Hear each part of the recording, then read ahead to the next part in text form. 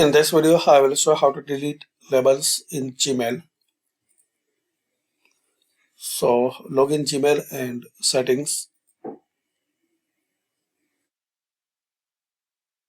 Click on see all settings.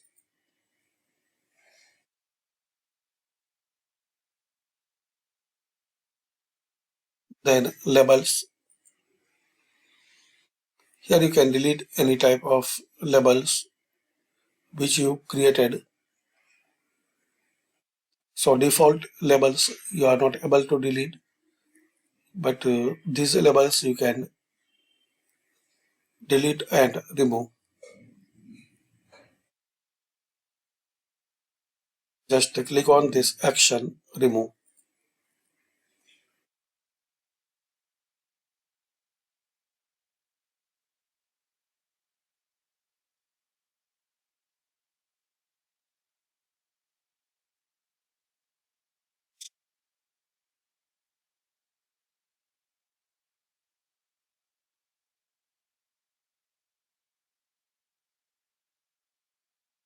And make sure removing a label will not remove the messages with that label.